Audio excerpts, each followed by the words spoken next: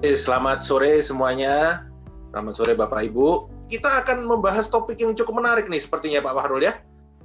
Kalau saya lihat itu era baru Amerika dan pengaruhnya ke Indonesia ini pasti banyak Bapak Ibu yang penasaran nih Pak Fahrul. Mungkin Pak Fahrul mau langsung memulai? Kalau sebelumnya kita membahas Pasifik pada IHSG pada kondisi yang kemarin ada beberapa gejolak. Berikutnya kita hari ini mungkin temanya agak lebih terbuka dan lebih menarik.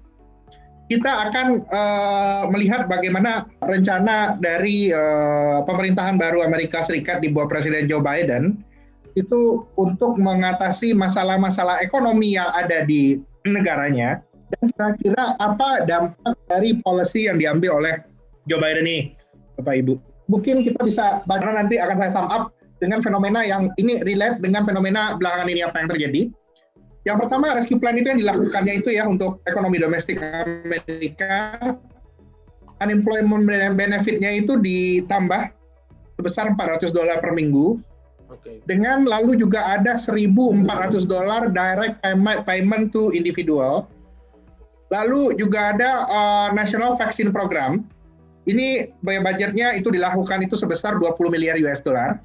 Lalu hal yang dilakukan lagi oleh pemerintah Joe Biden itu adalah menaikkan minimum wages sebesar ke $15 per jam. Ini membuat Amerika jadinya salah satu yang paling tinggi di dunia minimum wages. Ya, betul. Dan juga akan memberikan funding untuk 100.000 pekerja kesehatan untuk vaksinasi dan contact tracing. Dan rescue plan yang juga akan dilakukan oleh Amerika Serikat itu adalah funding to help memberikan dampak kepada orang-orang yang memiliki latar belakang berbeda, dan juga mungkin dari berbagai macam ras. Itu mungkin kalau di Amerika itu isu tersendiri ya, dan juga tentang masalah kesehatan orang yang ada di dalam penjara dan lain-lainnya. Dan juga akan diberikan juga emergency paid leave untuk lebih dari 100 juta orang Amerika Serikat. Lalu akan diberikan juga tax credit untuk keluarga untuk offset dampak dari $8.000 ada tambahan untuk childcare. Tadinya juga Amerika Serikat itu support yang diberikan juga itu adalah memberikan aid untuk kepada orang-orang yang tidak bisa membayar.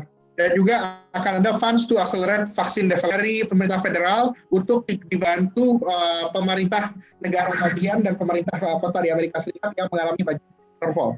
Kalau kita lihat hal yang diambil dalam jangka pendek ini, Bapak Ibu, hal yang hampir pasti kita lihat itu adalah semua hal ini disupport itu, ini berbedanya antara penanganan krisis di Indonesia dan di Amerika. Kalau kita lihat penanganan krisis di Indonesia, 70%-nya itu supportnya itu lebih banyak untuk mensupport supply side.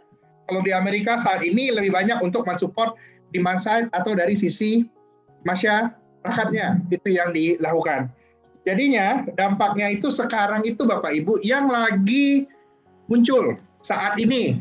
Ada dua hal itu dampak dari rescue plan yang dikeluarkan oleh Amerika Serikat ini. Di satu sisi itu orang takut dengan inflasi, Bapak Ibu.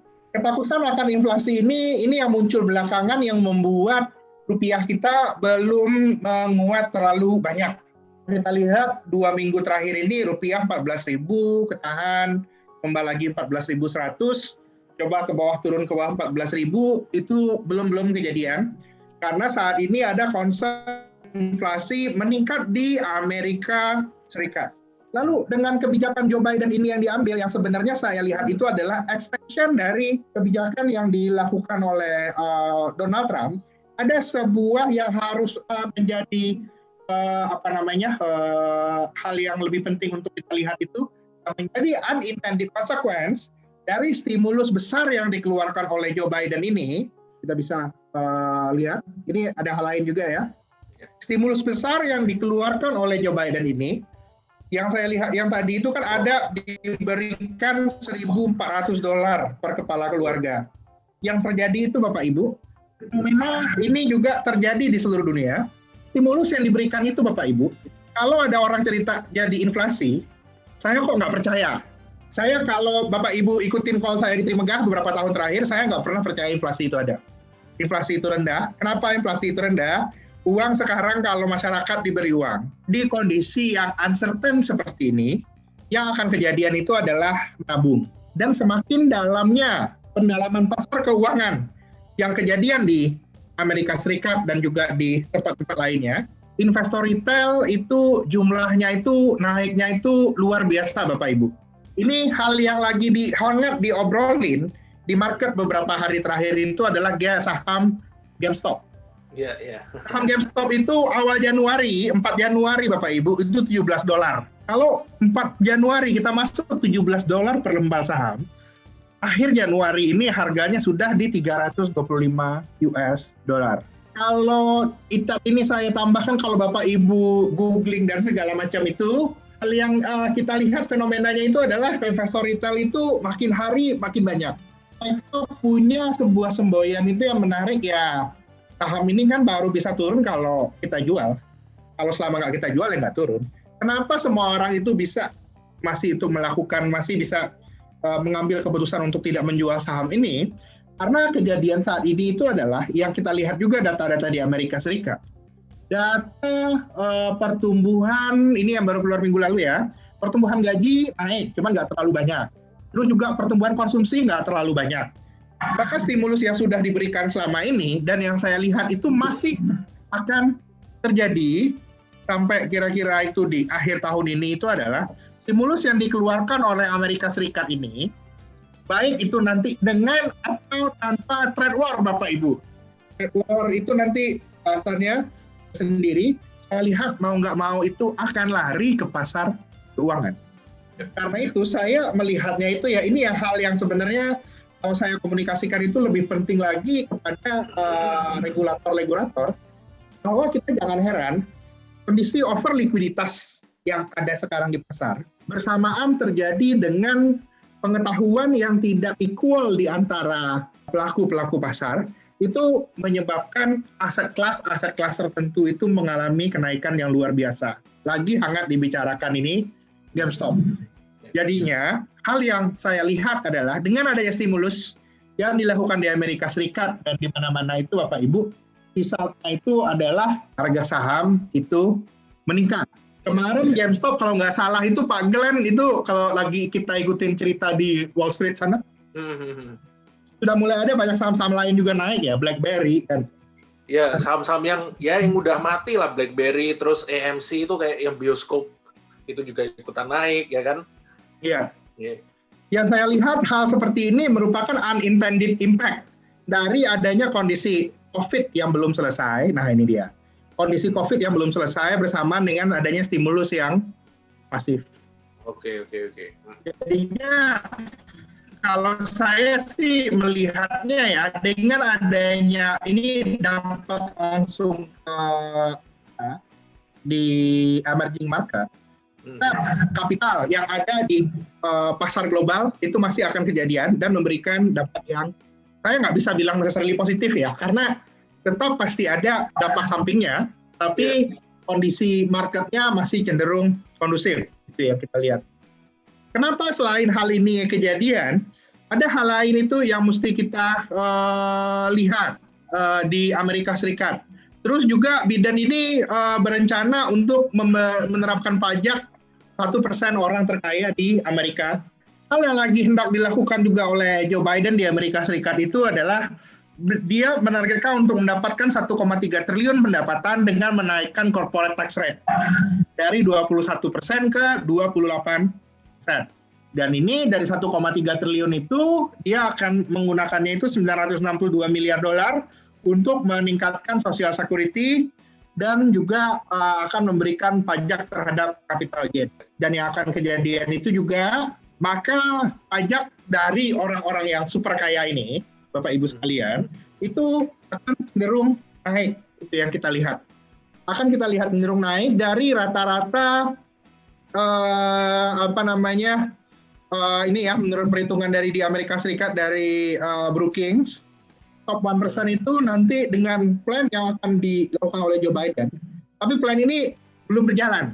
Ini baru saja hendak diplaningkan. Itu akan menaikkan tax rate itu dari rata-ratanya itu 29,7 ke 41,7 untuk top 1%. Kalau untuk yang top 0,1%, efektivitas pajaknya itu akan naik dari 30,4% ke 46,7%. Dengan end up-nya nanti kemungkinan net income dari orang-orang terkaya itu bisa turun sebanyak 17-23%. Hal ini itu yang belakangan ini juga membuat sentimen investasi di Amerika Serikat tidak sebagus yang diperkirakan sebelumnya. Hal ini juga yang kemudian membuat belakangan kalau kita baca news, China mulai berubah menjadi salah satu negara tujuan FDI terbesar di dunia. Ini yang pastinya akan membuat, kalau yang kita lihat dalam beberapa tahun ke depan, siklus ekonomi yang akan kita lihat itu adalah negara yang bisa tumbuhnya cepat, adalah negara yang bisa mendapatkan benefit dari defisit anggaran Amerika Serikat yang terus mengalami kenaikan. Itu yang kira-kira.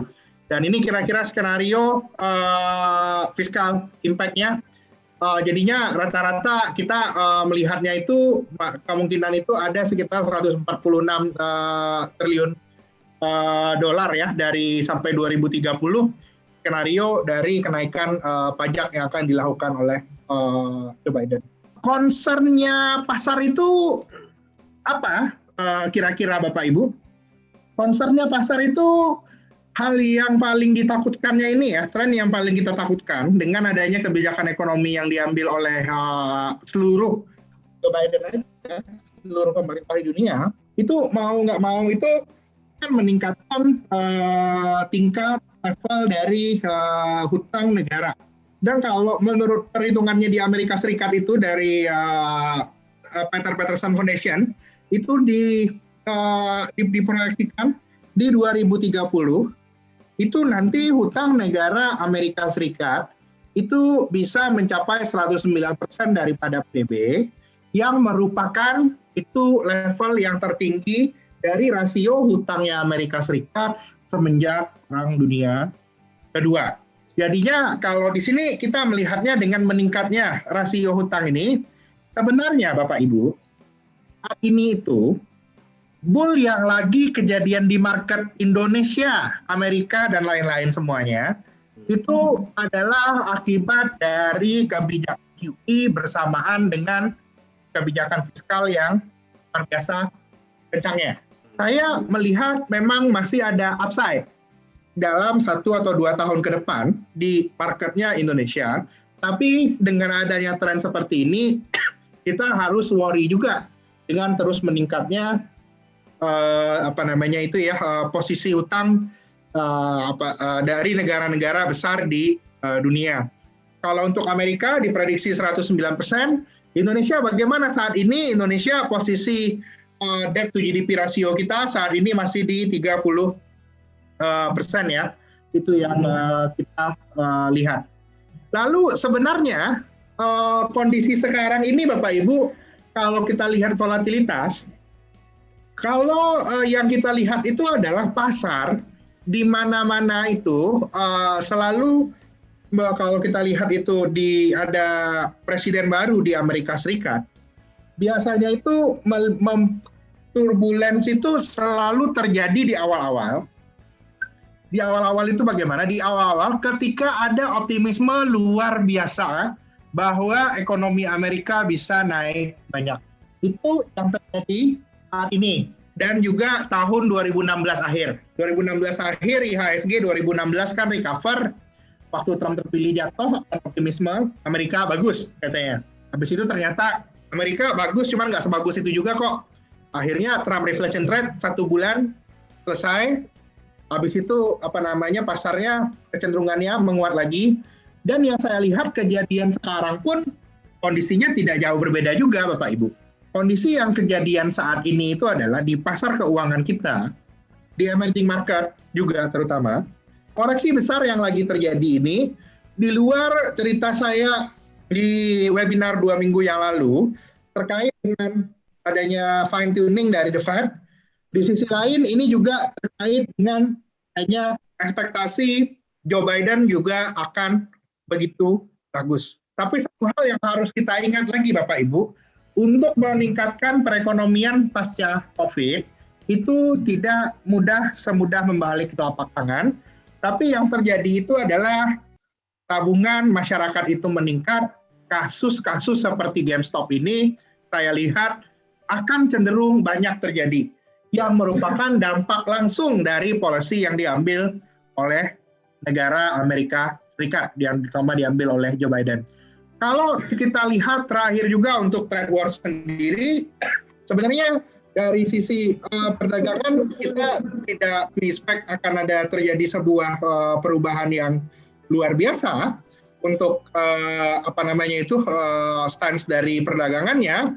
Tetap saja kalau yang kita lihat itu dengan proteksionisme Amerika Serikat terhadap Tiongkok hanya akan tone down, bukan turun balik seperti zamannya Donald Trump.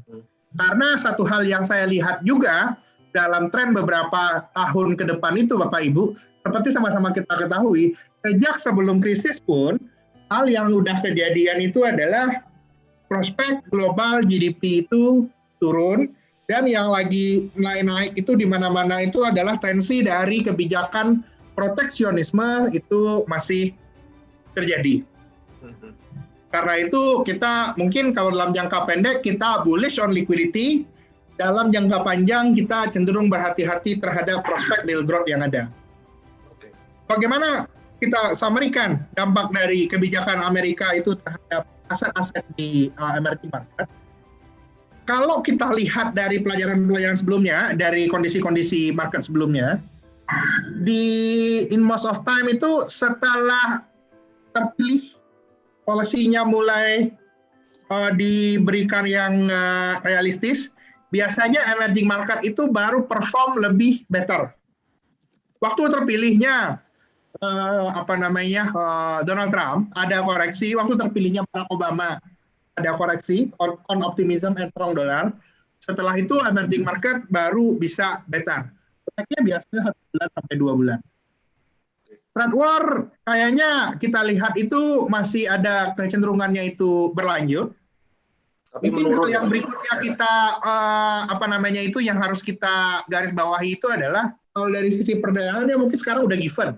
Ada bloknya Amerika Serikat dengan mereka masih encourage TPP dan terus juga ada blok perdagangan Eropa dan Amerika, dan juga China sendiri juga sudah ada SCP pada dasarnya. Yang saya lihat berikutnya, instead of trade war, fokus yang harus kita lebih lihat itu adalah bagaimana persaingan pengaruh dari China dan Amerika di Asia. Mungkin hal tensi yang ada di Laut Cina Selatan menjadi hal yang akan lebih menarik. Di samping itu semua Bapak Ibu, hal yang harus kita lihat ini juga adalah kebijakan Joe Biden ini mau nggak mau itu menaikkan supply dolar yang sudah kita rasakan saat ini. Dolar turun. Term pertama Joe Biden, mau nggak mau, sekalipun Janet Yellen mengatakan tidak favoring weak dollar, tapi kita akan membiarkan dolar itu diperdagangkan sesuai dengan market mekanisme. Dan habis ini yang tren yang kita lihat juga dengan adanya kebijakan Joe Biden, tadi pajaknya naik untuk orang-orang terkaya, yang 1% terkaya itu naiknya jauh loh Pak, dari 29,7% naik ke 41,7%, itu flows bisa balik lagi ke emerging market. Dan berikutnya, nah ini nih yang resikonya itu harus kita lihat. Saya dari polisinya Joe Biden ini, dalam 12 bulan ke depan itu nggak takut Bapak Ibu. Saya baru takut itu sekitar view-nya itu baru 24 bulan ke depan atau 2 tahun ke depan. Karena prospek selanjutnya itu yang saya mesti lihat itu adalah kalau memang benaran polisi-polisinya Joe Biden itu berjalan dan juga ekonomi sudah selesai pasca COVID, kita harus ready dengan inflasi. Karena itu ketika inflasi ini mulai muncul, yang saya lihat itu baru muncul mulai di akhir tahun ini dan juga di tahun depan, saya sudah mulai cenderung untuk berhati-hati dengan aset yang terkait dengan yang cukup beresiko terhadap kenaikan inflasi. Jadi in overall saya masih lihat upside di Indonesian asset market dalam rentang waktu sekitar 12 bulan ke depan. Setelah itu semuanya kejadian, dan kalau hal yang mesti kita lihat itu adalah kalau nantinya ternyata Joe Biden-nya benar-benar menjadi lebih agresif dibandingkan pendahulunya yang lain, baik itu terhadap China, Rusia ataupun dunia Arab, kita harus lebih cenderung hati-hati. Kira-kira begitu nantinya ya. Mungkin itu saja dulu dari paparan saya. Mungkin ada hal yang bisa kita diskusikan. Pak Fahrul, ini mengenai yang rising global inflation nih. Kan ya sekarang kan US itu the Fed masih QE terus. Kira-kira mereka kapan ya akan melakukan taper? Apakah kira-kira akan tahun ini? Karena kan kalau kemarin ngomongnya the Fed kan, wah ini inflation itu masih ya ini masih oke lah. Mereka kan bilangnya gitu. Bond buying juga programnya akan tetap jalan. Tapi kalau kita lihat sebenarnya kan angka inflasinya pelan-pelan udah mulai naik terus nih Pak. Apakah kira-kira akan ada taper dalam Q depan apa? Nah, ini satu hal juga yang mesti kita lihat itu adalah kebijakan Joe Biden ini membuat adanya optimisme inflasi naik. Pak, inflasi itu belum beneran naik, Pak. Inflasi yang beneran naik sekarang ini sampai bulan Maret saya lihat itu hanya merupakan inflasi yang muncul gara-gara harga minyak tahun lalu sempat nol, ingat nggak? Harga minyak nol, kaget kan? Atau negatif? Karena itu, iya. Harga minyak nol, sekarang harga minyak 50. Inflasi sampai satu kali, itu yang kita lihat akan terjadi. Setelah inflasi spike satu kali, kita melihatnya pertanyaan berikutnya, Pak, pengangguran sudah turun belum? Pengangguran di Amerika Serikat masih tinggi, 6,5%. Di Indonesia lebih tinggi lagi, Pak, 7% dikarenakan pandemi ini, Pak. Ya, betul. Dan yang saya lihat adalah tujuan dari the Fed itu, tujuan dari Quo Vadis dari the Fed itu adalah kestabilan harga. Sama ini BI juga. Yang kelihatan dari dia menargetkan itu lebih spesifik itu inflasi dan unemployment. Selama unemployment di Amerika Serikat itu belum turun, belum, Pak. Belum akan tapering. Oke. Jadinya saya lihatnya kondisi tapering kemarin-kemarin itu aja sebenarnya itu hanya merupakan sebuah spekulasi market aja. Siapa tahu tiba-tiba benar inflasinya naik dan persisten. Kalau kita punya pandangan inflasi di Amerika Serikat itu belum akan naik. Begitu kira-kira kita melihatnya. Nah, terus ini Pak, nyambung soalnya tadi, kalau view-nya Pak Fahrul nih, kira-kira the Fed ini akan mulai menaikkan suku bunga itu kapan nih Pak? Apakah nanti bebarengan nunggu kayak unemployment-nya membaik, terus pada saat mereka akan melakukan taper, terus sekalian suku bunga, atau mungkin suku bunga akan dinaikkan lebih cepat nih? Lalu kalau saya lihatnya gini Pak, hal yang akan dihadapi oleh market kita nanti itu adalah ekonomi Amerika itu sudah mulai membaik. Saya lihatnya itu komunikasi taper itu baru akan mulai dilakukan itu akhir tahun 2022. Oke, masih cukup lama lah ya. Belajar dari apa yang terjadi itu dulu adalah 2013 itu dikomunikasikan taper, baru kejadian 2014 beneran tapering, 2015 baru beneran naik bunga yang pertama, Pak. Oke. Dari komunikasi awal sampai akhir itu 3 tahun, sampai akhirnya beneran naik itu 3 tahun. Kalau saya sih lebih lihatnya kondisi sekarang kurang lebih ya akan mirip. Gini Pak, itu kan kita ekspektasi dari Pak Fahrul dan mungkin market juga pricing-in mungkin ya tahun depan kalau tiba-tiba nih ternyata the Fed kebijakannya mereka menaikkan suku bunga lebih cepat dari dugaan, itu apa yang akan terjadi itu Pak? Kalau the Fed menaikkan suku bunga lebih cepat daripada dugaan, yang akan terjadi adalah kita akan mengalami koreksi besar, Pak. Iya.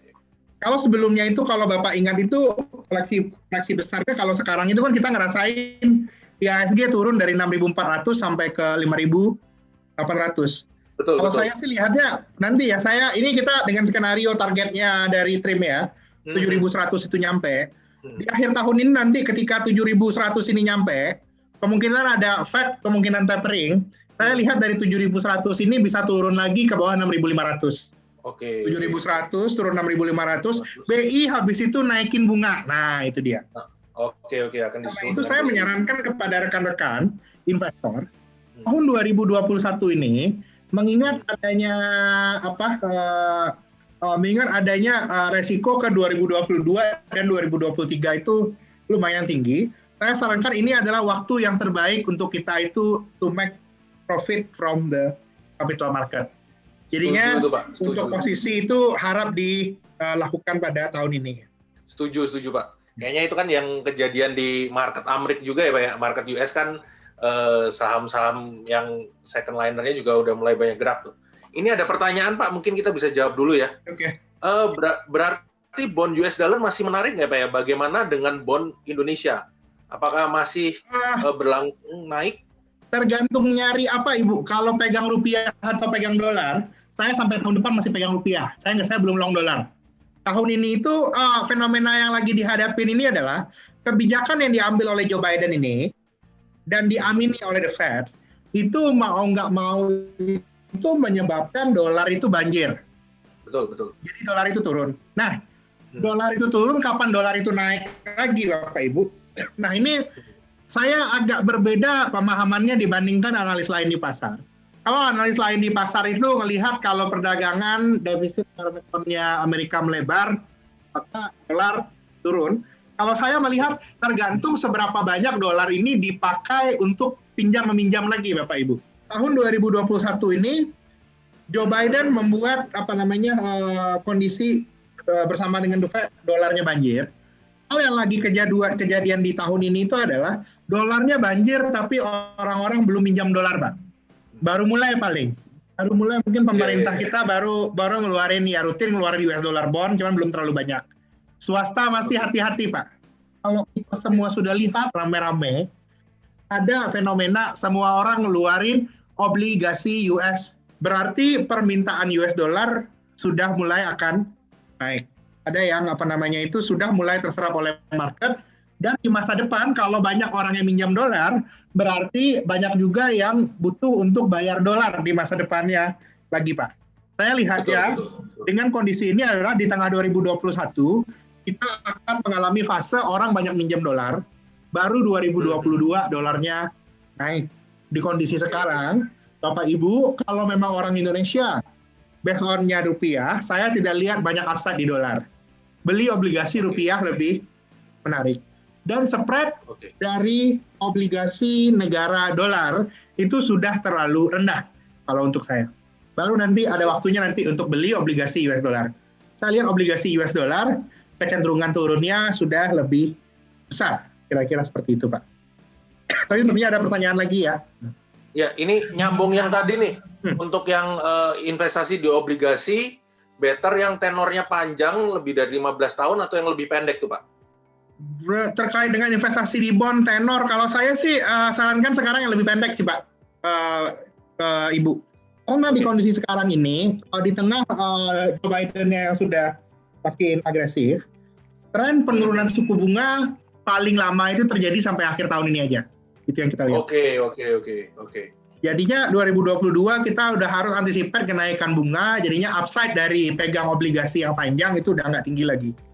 Nah, Pak, kenapa US dollar rupiah masih tinggi ya? Padahal dolar sudah banjir nih. Kira-kira kurs USD IDR bisa turun sampai ke berapa nih, Pak? Terima kasih pertanyaannya. Ini Ibu Mulyawati ya. Kenapa dolar rupiah itu masih tinggi? Yang saya lihat sekarang itu adalah dolar rupiah itu masih tinggi itu lebih dikarenakan adanya sentimen reflation trade yang saya ceritain tadi itu, Pak. Ekspektasi bahwa Amerika itu akan jadi sangat bagus sekali. Dan itu ekspektasi yang sangat sulit untuk dipenuhi. Dulu terjadi juga zaman Donald Trump, sekarang terjadi lagi. Hal yang lagi kita tunggu sekarang ini Bapak Ibu, pasar itu belum yakin bahwa Indonesia itu akan trade surplus terus-terusan. Tapi kan kemarin udah kita sering ngobrolin ya, harga batu bara udah naik, harga CPO udah naik, masa Indonesia nggak surplus? Jadinya saya lihat dalam beberapa bulan ke depan rupiah itu bisa menguat. Lihat tengah tahun ini bulan Juni atau bulan Juli bisa menguat sampai 13.000 bulan. Nah, Oke. Nah, terkait juga dengan bid and reflation trade, bid and trade ini, policy yang diambilkan Biden tadi itu kalau kita lihat itu kan lebih banyak untuk mensupport dalam negeri Amerika Serikat. Tapi itu membuat fiskal defisit yang besar, suplai dolarnya banyak, dolarnya lemah, rupiah kuat. Hal yang harus kita antisipasi lagi, nah nanti ini Pak Glenn, akan ada masanya di tengah tahun, saham-saham yang terkait dengan penguatan rupiah itu bakal outperform. Sekarang belum. Oke. Ingat di pertemuan yang lalu saya mention consumer sudah murah, tapi belum ada sentimen. Betul, Mungkin kita lihat ke depannya akan ada sentimen bagus untuk saham consumer gara-gara rupiah kita menguat. Itu yang lagi kira-kira kita tunggu ya. Saya lihatnya rupiah bisa sampai 13.000 bulan, Mbak. Jadinya kalau memang ada butuh dolar, mungkin kebutuhan dolarnya dibeli kalau masih bisa nunggu 2-3 bulan lagi. Oke, pertanyaan selanjutnya nih Pak. Lalu bagaimana dengan sektor oil, konstruksi, dan properti? Mungkin bisa disambungkan dengan dari kebijakannya Amerika, lalu ke sektor-sektor ini, atau mungkin nanti dari mata uang kita, gimana itu Pak? Kalau untuk sektor oil ya, yang saya lihat sebenarnya Joe Biden ini tidak terlalu pro dengan oil ya, dia lebih pro sama renewable energy. Kalaupun semuanya dalam waktu dekat ini pindah ke electric car, saya sih nggak bisa bilang tiba-tiba permintaan oil itu turun, Pak Glenn. Setuju. Karena satu hal yang belum yang belum diselesaikan terkait electric car ini yang selalu saya jadi pertanyaan. Kalau kan ada electric car katanya bebas energi, bebas polusi. Sumber listriknya dari mana, Pak? Itu selalu pertanyaan saya sebenarnya. Apakah cukup dengan panel surya di mana-mana untuk electric car ini? Kalau ternyata ujungnya minyaknya disupport lagi oleh minyak dan oleh oil dan batu bara, saya rasa ya saya lihatnya tidak terlalu negatif minyak. Dan yang saya lihat harga minyak di tahun 2022 nanti bisa naik banyak. Oke. Supportnya apa? Yang satu ekonomi pasca COVID tentunya akan pelan-pelan membaik. Terus juga investasi di ladang minyak 1-2 tahun terakhir, terutama ketika minyak 0 tahun lalu itu sudah mangkrak murahnya, sudah murah nggak ada dilakukan investasi baru. Jadinya saya lihatnya ya supply crude itu kemungkinan tidak akan naik banyak di akhir tahun dan tahun 2022 kita tetap melihat itu akan cenderung. Kalau untuk konstruksi itu Pak, mungkin gimana? Mungkin Mbak Alvaro ada view? Nah, kalau untuk konstruksi sebenarnya sekali lagi ya, kalau kita lihat balance sheet kan kita sudah sama-sama tahu kondisi balance sheet-nya gimana, credit rating-nya gimana di construction. Saya lihatnya construction ini akan tetap jadi momentum play kalau nanti ada announcement tentang mekanisme yang berjalan di SWF. Setuju, betul Pak. Semuanya tetap di SWF. Jadi selama belum ada info tentang SWF, saya lihatnya kita tidak bisa beli saham konstruksi berdasarkan fundamentalnya, Pak. Betul. Kalau fundamental, kalau number kita sama-sama tahu ya, kita harus beli itu based on SWF. Jadinya saya cenderungnya belinya itu hati-hati kalau sudah ada mulai berita SWF-nya akan jadi. Kalau sekarang di harga sekarang saya belum terlalu tertarik sih. Ya, ini masuk ke pertanyaan selanjutnya. Berapa spread ideal suku bunga The Fed dengan BI rate ya Kak? Apa efeknya kalau spreadnya terlalu melebar?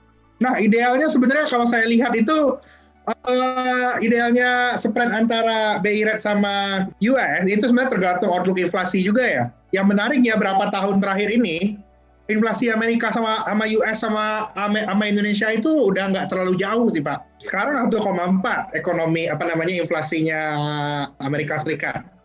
Indonesia 1,5 baru aja keluar barusan. Jadinya saya lihat sebenarnya walaupun secara historis spread-nya itu cenderung lebar, bisa 500 basis point, saya lihat spread antara US dan Indonesia itu mungkin bisa suku bunga acuannya ya bisa serendah 300 basis point.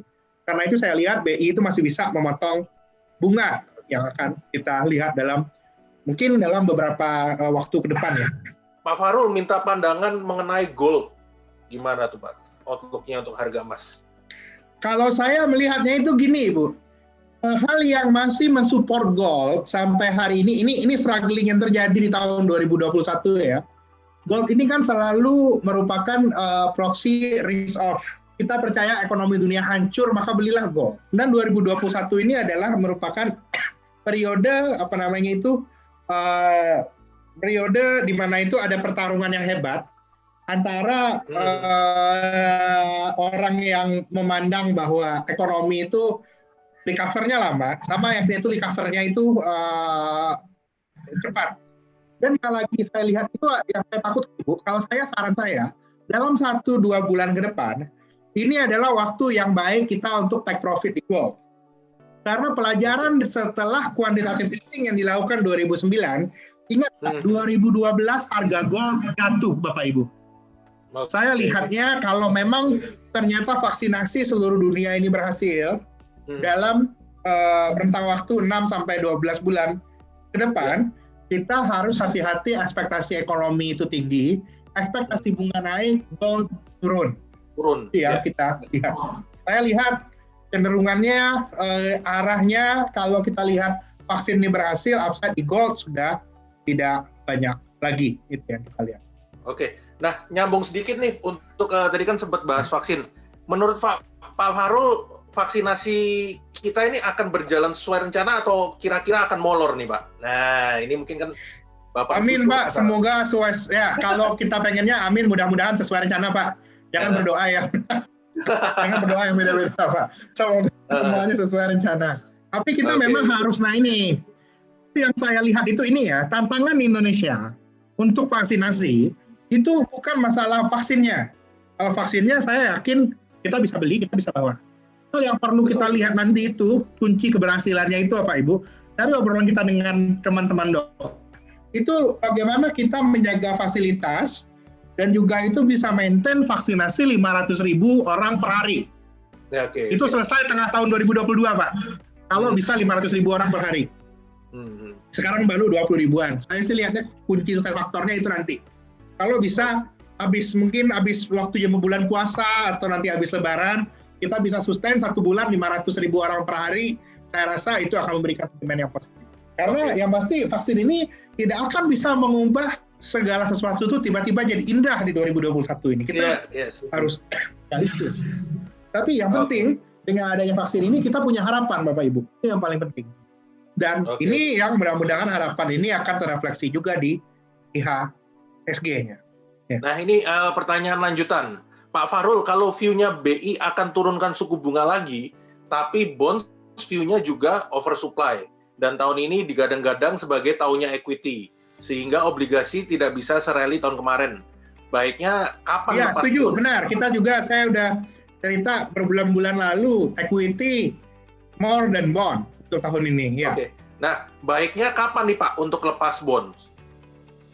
Untuk lepas bond, tergantung kebutuhannya apa dulu.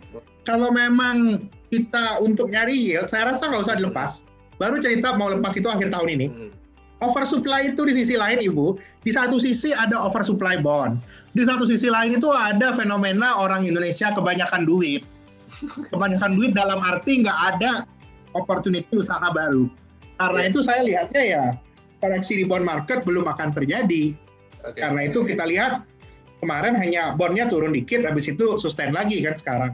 Iya, betul. Saya sih kalau bilang mau jual akhir tahun, sekarang belum. Oke. Kebijakan Biden dalam 100 hari ke depan, apakah akan cenderung diterima pasar atau sebaliknya nih Pak kira-kira? Ini ya, kalau di luar yang COVID, kalau yang COVID itu likely very clear Pak. Saya udah mention tadi, jauh lah gitu, dibandingkan Donald Trump ya. Mereka, betul. langsung eksekutif ordernya banyak. Yang paling penting dilihat market dalam 100 hari ke depan itu, Joe Biden itu adalah bagaimana sikapnya mereka terhadap negara-negara tetangga dan trading partner, Pak. Oke. Itu yang kita lihat, itu yang paling dilihat oleh market. Apakah ini sesuatu yang pro-commerce? Kalau Trump kan tidak. Kalau kita zaman Donald Trump, nah ini bedanya Trump dan Joe Biden ini diharapkan orang adalah Trump itu presiden untuk Amerika. Betul. Joe Biden diharapkan dunia itu presiden Amerika untuk dunia. Iya, betul, Pak. Itu yang sebenarnya diharapkan. Jadinya, kalau yang saya lihat itu adalah hal yang harus kita perhatikan dalam beberapa bulan depan adalah bagaimana Biden itu bertemu dengan pemimpin dunia yang lain, bertemu dengan Xi Jinping, ketemu dengan PM, ketemu dengan Uni Eropa, ketemu Inggris, dan juga terutama dengan Iran dan lain-lain. Itu hal yang harus kita lihat.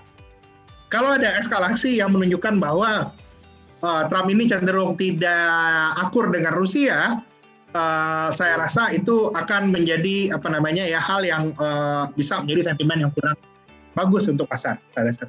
Tapi itu berarti sebenarnya trennya Bapak Ibu, kalau zaman Donald Trump, S&P itu outperforming emerging market. IHSG memang naik ke 6.700 dulu sebelum 2018, Donald Trump. Tapi S&P naiknya lebih kencang Bapak Ibu. Mudah-mudahan yang saya lihat dengan adanya Joe Biden ini, dinamika politiknya itu adalah tidak lagi pro kalangan-kalangan ultranasionalis, tapi pro kalangan globalis dan juga internasionalis. Kalau memang itu yang terjadi, biasanya yang akan lebih diuntungkan itu adalah emerging market asset. Satu hal yang saya lihat ini satunya harus kita waspadai, rally yang terjadi di emerging market asset ini juga sebenarnya adalah bukan rally yang fundamental. Kita harus semua itu mesti aware. Setuju. Baik pemain baru, pemain lama, kawakan profesional, retail, investor, trader, semuanya mesti aware bahwa yang rally sekarang ini tuh bukan rally fundamental, tapi rally dikarenakan stimulus yang besar. Jadinya kita harus seperti wisdom yang kita pelajarin dari beberapa 1 bulan yang lalu, kalau sudah untungnya itu sudah besar, mungkin sudah bisa kita realisasikan terlebih dahulu. Karena memang di kondisi yang sekarang ini diderak oleh likuiditas, bahwa story duluan baru fundamental belakangan muncul. Jangan sampai ceritanya kayak kemarin itu Pak, berharap saham farmasi naik setelah ada announcement setelah ada announcement company-nya ditunjuk sebagai perusahaan farmasi. Nah, ini Pak, pertanyaan selanjutnya nih. Kalau suku bunga BI diturunkan beberapa bulan ini, kira-kira akan berpengaruh ke saham-saham sektor apa Pak? Yang Pak Fahrul lihatnya nih. Bank ya, suku bunga BI turun, saya lihat bank masih jalan. Astra, itu mudah-mudahan ada harapan juga. Astra dan mungkin let cycle udah mulai akhir tahun, marketnya udah naik banyak, nanti properti sudah boleh dilirik. Kalau sekarang properti masih underperform, murah tapi belum ada katalis. Sentimen, ya betul. Belum ada. Ini pertanyaan selanjutnya, Pak Fahrul, Bapak sendiri mempunyai prediksi perekonomian Indonesia akan cepat recovery apa tidak ya? Bagaimana pandangan Bapak tentang proyeksi pertumbuhan ekonomi Indonesia 2021? Apakah akan tetap bagus? Mau cepat recovery, kita mesti lihat dulu ini Pak. Ini kondisinya sudah luar biasa sekarang. Recovery, pertanyaannya definisi recovery-nya apa? Kalau definisi recovery dalam definisi GDP dan number official, saya yakin akan membal Pak. Kuartal 2 ini, karena harga batu bara udah naik. Terus juga nanti habis curah hujan sudah mulai turun, terus kita bisa jualan batu bara lagi ke kita. Pertumbuhan ekonomi kita kencang, Pak. Bisa 7% di kuartal 2 2021. 7% di angka itu, di angkanya GDP itu bisa kelihatan. Pertanyaannya 7%-nya itu reflect nggak ke sektor real. Yang saya lihat, fenomena yang akan kita hadapi di tahun ini itu adalah karena COVID-19 ini sudah membuat perubahan-perubahan yang signifikan di dalam sendi-sendi kehidupan kita dan berkegiatan ekonomi. Saya melihat memang akan ada sedikit disconnect, Pak. Ekonomi nanti 2021 bisa bagus, tapi kenyataan di sektor real belum akan membaik. Karena tentunya yang akan diuntungkan duluan nantinya oleh recovery ini adalah sayangnya dengan kondisi sekarang ini adalah kalangan menengah dan kalangan menengah atas. Mereka-mereka yang bisa main saham dan mereka-mereka yang bisa jualan batu bara ke Cina. Kira-kira itu dulu. Baru nantinya full recovery yang saya lihat itu bisa kejadian 2022. Oke. Kalau berarti summarize saja yang tadi, berarti kalau recovery by GDP itu baru akan kelihatan kurang lebih di kuartal 2 ya Pak ya? Bukan kuartal 1? Kuartal 2 bisa lompat Pak, karena tahun lalu -5 kan? Oh iya betul. Kuartal lalu -5, cuman saya masih kebayang, lebaran kali ini berat Pak. Kalau kita ngomong sama rakyat, sulit Pak. Itu kenyataan. Kemarin ada statistik yang bilang ada 20.000 warteg tutup Jabodetabek. Itu ada beritanya kemarin. Oke. Benar, warteg tutup di Jabodetabek, orang pada bingung. Kok GDP-nya nanti tumbuh, warteg tutup? Iya, GDP-nya pindah dari warteg ke toko online, Pak. Pindah ke Happy Fresh. Sama satu rumah sekarang, Pak. Itu hal yang hal yang kejadian di tahun ini. Number improve, tapi kalau kita ngomong, iya memang number improve, tapi itu disconnect sama real sektor ekonominya masyarakat. Ekonomi masyarakat, saya sitek itu mudah-mudahan 2022 mulai beneran membaik seiring dengan harga CPO yang udah naik, Pak. Oke. Kan yang bayar gaji orang banyak itu CPO, Pak. CPO, betul. Kalau ekonomi real sektor itu naiknya kencang, kita jangan lihat data GDP, Pak. Kalau saya sarankan, Pak. Mau lihat ekonomi real sektor itu naiknya kencang, kita lihat upah minimum, Pak. Upah minimum naik nggak? Oke. Kita naik gaji nggak tahun ini? Ya, Glenn ya. Iya. Itu kalau mau lihat real sektor. Amin, Pak. Amin. Kalau CPO itu berarti sekarang itu naiknya kalau saya lihat sih bukan karena dari sisi demand ya, lebih dari supply-nya. Oh iya, supply Kak, itu masih benar. Tapi paling tidak itu gini, petani-petani yang nelangsa nggak dapat apa-apa pas waktu CPO-nya harganya jelek ya, sekarang ada apa namanya? Ada nafas lah ya. Itu yang kita lihat. Ya. Iya. Ini Pak, ada yang menanya soal sektor rokok. Bagaimana pandangan Bapak tentang sektor rokok setelah cukai rokok dinaikkan nih Pak? Nah ini masalahan terbesar rokok itu, saya sih bertahun-tahun tidak suka sektornya. Mungkin kalau udah sering ngobrol sama saya, ya mau nggak mau dengan Omnibus Law, pemerintah memberikan banyak insentif pajak kepada investor. Mau nggak mau itu akan memaksa pemerintah itu mengambil uang dari tempat lain. Betul. Salah satunya menaikkan cukai rokok. Nah, saya lihat sebenarnya kalau kita mau ngomongnya momentum, Pak, saya bisa jadi di tengah tahun ini sudah nggak benci sama rokok lagi, Pak. Saya mungkin jadi suka. Kenapa saya jadi suka? Karena tahun ini harga CPO, harga coal itu udah naik, Pak. Pendapatan negara bukan pajak dan pendapatan oil and gas. Yang terkait dengan CPO, harga minyak, coal itu equal 23% dari pendapatan negara, Pak. Bisa jadi kita ada kejutan income akhir tahun ini di APBN 100 sampai 150 triliun. Jadinya mudah-mudahan kalau income komoditas ini naik, sentimen bahwa tahun ini cukai rokok naik lagi bisa berkurang. Tapi itu nanti Pak, kita tunggu tanggal mainnya Pak. Kalau sekarang gimana saham rokok? Ayo masih berat ya? Iya, setuju. Nah, ini ada yang nanya untuk pasar minggu ini. Mungkin Pak Fahrul bisa ceritain apakah ada sentimen-sentimen yang baru. Nanti saya jelaskan. Pasar minggu ini yang paling kita tunggu itu sebenarnya Jumat. Data GDP Republik Indonesia. Oke. Minus 0,8% GDP year on year di kuartal 4. Hari Jumat. Kalau ternyata data GDP-nya bagus, kita lihatnya ya harusnya sentimen di market masih ada kecenderungan membaik. Tapi ini yang saya lihat juga ya, saya walaupun analisa fundamental, kadang-kadang saya lihat teknikal juga. Kalau turunnya udah sedalam ini Pak, kalau kita mau balik lagi lurus ke atas, mungkin kita butuh story atau mungkin bahasa teknikalnya butuh konsolidasi Pak. Mungkin ini nanti Pak Glenn bisa cerita tentang konsolidasi dan juga naiknya IHSG beberapa hari ini Pak. Kalau saya lebih lihatnya kayak gitu. Ini naik masih bisa positif, cuman kita hati-hati. Kita masuk ke teknikal ya Pak ya, untuk market gimana? Oke, ya, silakan. Ya. Saya akan mulai dulu dari IHSG ya.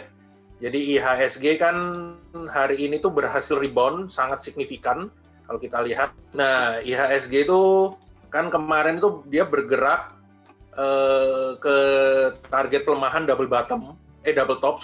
Jadi membentuk double top. Target pelemahannya itu memang kemarin ke sekitaran 58 sampai di 59. Dan benar kemarin itu sudah menyentuh area support di kisaran 58-50, tutupan sedikit di atas. Tadi pagi juga sempat melemah tapi langsung membaik ya. Ini membaik dan berhasil tutup di atas area support nih, udah keluar nih. Nah, kalau misalnya besok penguatan masih bisa berlanjut, mungkin besok atau beberapa hari, dan bisa bertahan tetap di atasnya ini, area 6090 atau sekitar 6100, IHSG berpotensi masih untuk naik nih. Jadi titik rawannya adalah di kisaran 6100 nih, kita perlu perhatikan besok.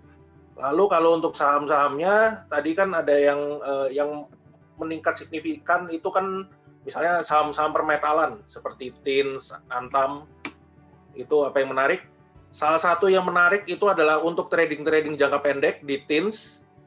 Sekali lagi ya, ini untuk trading jangka pendek itu menarik. Kenapa? Jadi dia itu ada support. Itu tadi saya pakai low-nya hari ini itu di 1575. Jadi kalau untuk yang trading yang baru masuk hari ini, gunakan 1575 ini sebagai titik stop loss.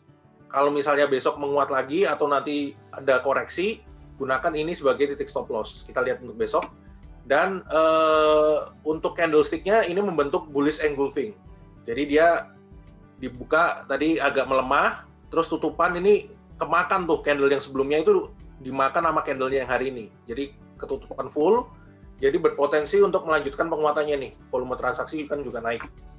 Jadi itu untuk TINS. Lalu mungkin banyak yang nanya itu kan TINS dan Antam. Nah, Antam ini pergerakannya juga sama persis.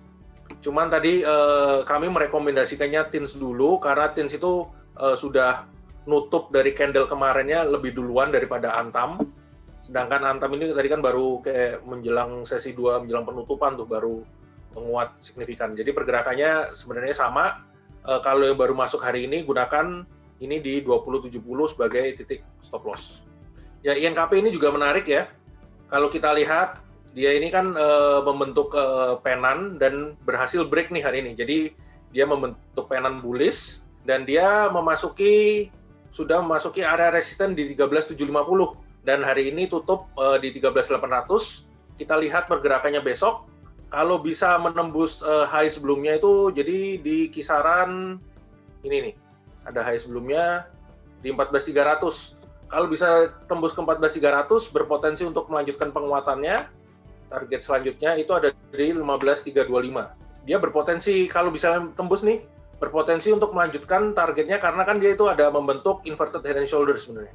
Itu target inverted head and shoulders-nya ada di 16.925. Itu untuk INKP. Terus Pak Fahrul tadi kan sempat cerita consumer mungkin nunggu rupiah menguat lah ya Pak ya untuk sentimennya. Itu coba kita lihat. Iya benar Pak. Teknikalnya gimana sekarang Pak consumer Pak ya? Ya, mungkin kita berarti mesti cari yang bahan bakunya kebanyakan itu dari pakai US dollar ya Pak ya? Ya, US dollar. Ya, impor gandum. Betul. Nah, ini kan salah satunya nih, ICBP. Jadi kalau kita lihat, ini menarik nih Pak. Jadi dia itu masuk ke area support kemarin, tapi tertahan dan hari ini tuh berhasil rebound. Ya, kalau untuk yang investasi, di harga-harga segini atau di dekat area support itu untuk akumulasi boleh tuh. Karena kan nanti ya mungkin menjelang pertengahan tahun setelah rupiah menguat dan orang-orang kan pasti akan switching kan ya. Dari misalnya SWF ceritanya udah jalan, switchingnya kemana? Ya bisa ke consumer. Jadi bagi yang mau investasi boleh pelan-pelan dicicil, tapi kalau bagi yang trading mungkin nanti nunggu beberapa bulan ke depan. KALB ini juga pergerakannya sama, rata-rata saham consumer itu mirip. Jadi dia itu ada area support dan dia KALB berhasil rebound ya. Kemarin itu kan melemah, tertahan di titik support 14.50. Jadi ini support cukup kuat. Dan hari ini tadi sempat bergerak ke bawah 14.50, tapi tutupan berhasil tutup di atas nih. Jadi ini support yang cukup kuat dan dia berhasil rebound. Sentimennya sama bagi Bapak Ibu yang mau berinvestasi di saham consumer. Salah satu yang menarik tadi ICBP, KALB ini juga menarik.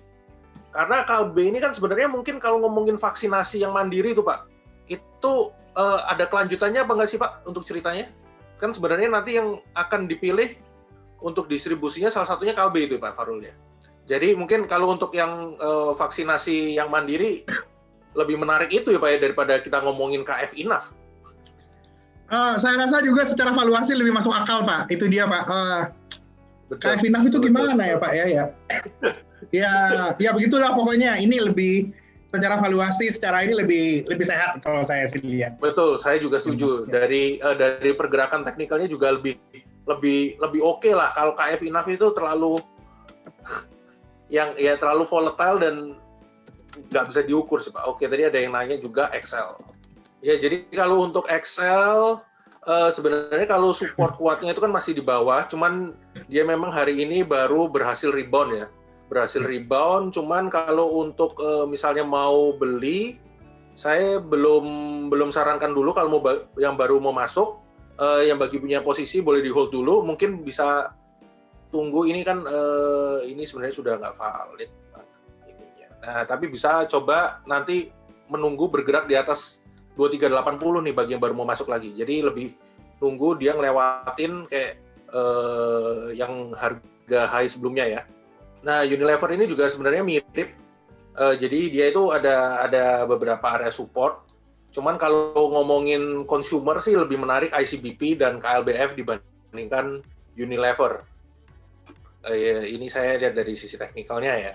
Jadi memang ada support juga di sini. Ini waktu itu sempat mantul, terus dia melemah lagi dan hari ini mantul. Cuman kalau misalnya mau masuk, saya sarankan nanti better dia masuk ke yang area sini nih, di kisaran 7375 sampai 7750. Better nunggu di situ dulu. Kalau untuk saham consumer lain, saya sarankan di ICBP. Nah, ini kalau untuk Bank BBRI, jadi kalau untuk yang investasi sih nggak usah bingung, justru kemarin-kemarin ada koreksi yang cukup lumayan, kan koreksinya sampai auto reject bawah, kemarin justru kesempatan untuk beli, kami juga sudah tulis di Terima Ideas, untuk yang investasi boleh buy on weakness terus, kan kemarin juga tertahan di area support, ya sedikit di bawah, hari ini berhasil rebound. Kalau untuk yang mau trading, besok boleh beli nih, karena dia sudah ada pembalikan arah dan sudah berhasil keluar dari titik bawah support. Kalau untuk yang trading, kalau untuk yang investasi sih nggak ada masalah. Jadi memang hari ini tadi berhasil mantul ya, dan dengan volume yang cukup tinggi. Jadi kalau mau spekulasi buy untuk yang trading ini juga boleh. Tapi saya lebih nyaman di BBRI tadi pergerakannya untuk BBRI. Nah karena dia juga penguatannya juga lebih signifikan ya dibandingkan Bank Mandiri. Bank Mandiri tapi kalau untuk trading boleh, cuman tetap perhatiin titik stop loss. Kalau bagian investasi di area ini masih boleh nambah nih, 62 sampai 6875 ini boleh nambah. Jadi kalau tower bagi yang mau trading di harga segini sih belum menarik ya, karena dia itu ada high sebelumnya itu di 10.30, beberapa kali itu belum berhasil tutup di atas 10.30. Jadi better kalau mau trading, nunggu dia berhasil tutup di atas 10.30 baru buy. Kalau di sekarang kayaknya belum menarik untuk trading. Oke Pak Farul, mungkin karena jamnya juga udah segini, mungkin itu dulu. Nah mungkin saya simpulkan sedikit nih Pak Farul dari yang pembicaraan kita tadi. Jadi view Pak Farul itu kalau untuk di US tapering itu belum akan dilakukan ya Pak ya kira-kira ya? Belum Pak, ini masih jauh Pak.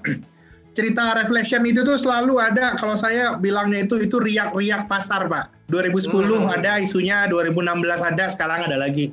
Selalu kayak gitu. Jadi tapering ini unlikely lah, jadi kalau ada pembicaraan mau tapering dalam waktu dekat, itu kayaknya enggak, karena kan inflasi yang terjadi itu cuman karena dari inflasi harga minyak itu kemarin ya Pak ya? Iya, terus kan demand nggak ada, Pak. Betul.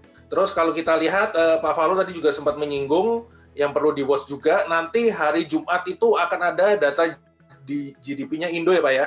Iya, itu kira-kira yang bisa menggerakkan market tuh Pak ya? Iya. Ya, jadi ekspektasi memang masih minus, tapi minusnya membaik. Justru angka dari BI bisa 0 ya Pak ya?